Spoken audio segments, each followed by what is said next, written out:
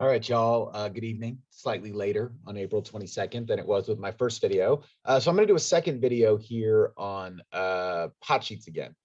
And this should be a pretty quick one. If it gives you any comfort, I've had to try recording this 4 or 5 times, thinking I know exactly how to do it, only to find out that I did not necessarily know exactly how to do it, or more specifically, what the limits were of what I was trying to do.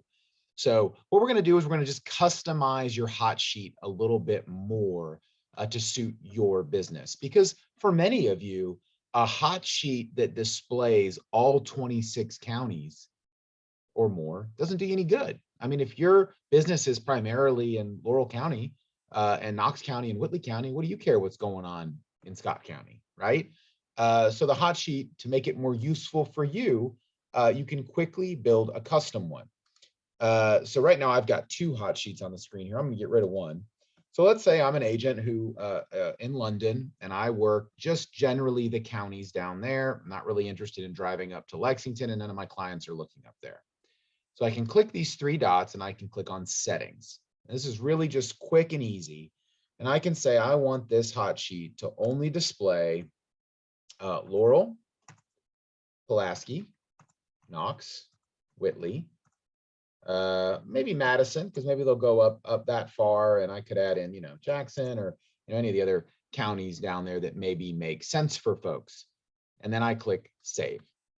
And now this hot sheet is only pulling listings in the areas that are important to me. Of course, you can make this as really as specific as you like. We could add subdivisions or zip codes.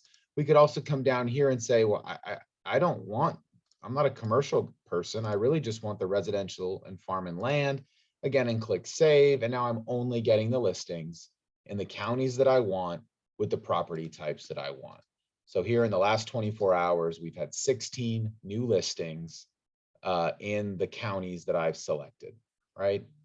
Then I can click on Flexmls and come back out to my dashboard. And I'm sorry, my dashboard always defaults to that one. But this is the dashboard I'm working off of. And you can see here now, it remembers that this is my custom hot sheet. And I can easily just at any time go over here to click customize, add gadgets, daily, add another, right? And I can add another hot sheet at that point. So if I wanted to then create a second hot sheet, settings, that would include commercial and commercial land and multi-housing, and click save. And that way I can sort of segment out the different things. And so my hot sheet just isn't as cluttered as it might be right now with everything included in it.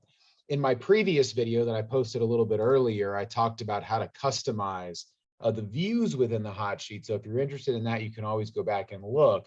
But this is just a quick way to make your hot sheet maybe a little bit more useful for you and your business by removing some of the things that you don't care about.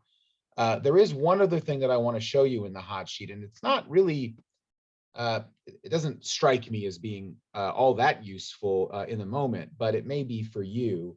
You can always click on custom hot sheet, and you can come in here and run the hot sheet for any of your saved searches. So, over here, I have a saved search for every house in Nicholas, or every residential active in Nicholasville. So I can come over here and I could run a saved search hot sheet for that Nicholasville, and it would give me a hot sheet specifically designed around that saved search. Again, I don't know if that's that useful. I can't really think of a use case where that would be tremendously more useful than just the hot sheets that I've shown you. But the option is there for you. I will note it takes a while to load those up because it has to do some additional searching.